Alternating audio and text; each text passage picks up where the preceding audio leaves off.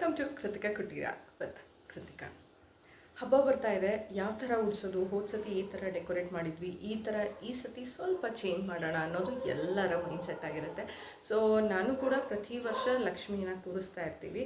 So ಆ ಕಳಸದಲ್ಲಿ ಕೂರಿಸ್ಬೇಕಾದ್ರೆ ಕೆಲವೊಂದು ಸತಿ ಬರೀ ಬ್ಲೌಸ್ ಪೀಸಲ್ಲಿ ಅಲಂಕಾರ ಮಾಡಿದ್ದು ಉಂಟು, ಕೆಲವೊಂದು ಸತಿ ಸಾರಿ, ಕೆಲವೊಂದು ಸತಿ ಹಾಗೆ ಬಿಂದಿಗೆಯಲ್ಲಿ ಒಂದು ಕಳಸ ಇಟ್ಟು ಹಾಗೆ ಮಾಡಿರೋದು ಉಂಟು. ಸೀರೆ ಉಡಿಸ್ಬೇಕಾದ್ರೆ ತುಂಬ ಥರದ ಸೀರೆಗಳನ್ನು ಅಲಂಕಾರವಾಗಿ ಉಡಿಸ್ತಾರೆ. ಸೊ ನಾನು ಯಾವ ಥರ ಮಾಡ್ತೀನಿ ಅನ್ನೋದನ್ನು ನಾನು ಜಸ್ಟ್ ನಿಮ್ಮ ಜೊತೆ ಶೇರ್ ಮಾಡ್ಕೊತಾ ಇದ್ದೀನಿ. ಸೊ ವಿಡಿಯೋಸ್ ಇಷ್ಟ ಆದರೆ ಪ್ಲೀಸ್ ಲೈಕ್ ಮಾಡಿ, ಹಾಗೆ ಅನಿಸಿದ್ರೆ ಪ್ಲೀಸ್ ಶೇರ್ ಮಾಡೋದನ್ನು ಮಾತ್ರ ಮರಿಬೇಡಿ. ಹಾಗೆ ಫಸ್ಟ್ ಟೈಮ್ ನಾನು ಕೃತಿಕಾ ಕುಟೀರ ಯೂಟ್ಯೂಬ್ ಚಾನಲ್ ನೋಡ್ತಾ ಇದ್ದರೆ ಸಬ್ಸ್ಕ್ರೈಬ್ ಆಗಿ ಅಂತ ಹೇಳ್ತಾ, ನಾನು ಹೇಗೆ ಯೂಶ್ವಲ್ ಆಗಿ ಲಕ್ಷ್ಮಿ ಅಲಂಕಾರ ಮಾಡ್ತೀನಿ ಅನ್ನೋದನ್ನು ಇವತ್ತಿನ ಈ ಎಪಿಸೋಡ್ನಲ್ಲಿ ನಿಮ್ಮ ಜೊತೆ ಶೇರ್ ಮಾಡ್ಕೊತಾ ಇದ್ದೀನಿ. So welcome to Kritika Kuteera.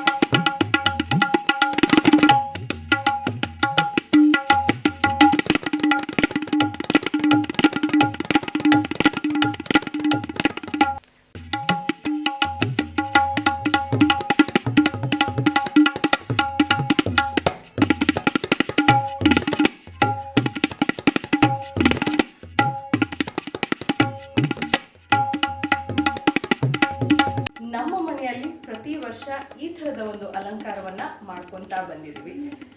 ಈ ಒಂದು ವಿಡಿಯೋ ನಿಮಗೆ ಇಷ್ಟ ಆದರೆ ಪ್ಲೀಸ್ ಲೈಕ್ ಮಾಡಿ, ಟಿಪ್ಸ್ಗಳು ಇಷ್ಟ ಆದರೆ ಟ್ರೈ ಮಾಡಿ. ಹಾಗೆ ಫಸ್ಟ್ ಟೈಮ್ ನಾನು ಕೃತಿಕಾ ಕುಟೀರ ಯೂಟ್ಯೂಬ್ ಚಾನಲ್ನ ನೋಡ್ತಾ ಇದ್ದರೆ ಪ್ಲೀಸ್ ಸಬ್ಸ್ಕ್ರೈಬ್ ಆಗಿ, ಹಾಗೆ ವಿಡಿಯೋಸ್ಗಳು ಇಷ್ಟ ಆದರೆ ಲೈಕ್ ಮಾಡಿ, ಶೇರ್ ಮಾಡೋದನ್ನು ಮಾತ್ರ ಮರಿಬೇಡಿ.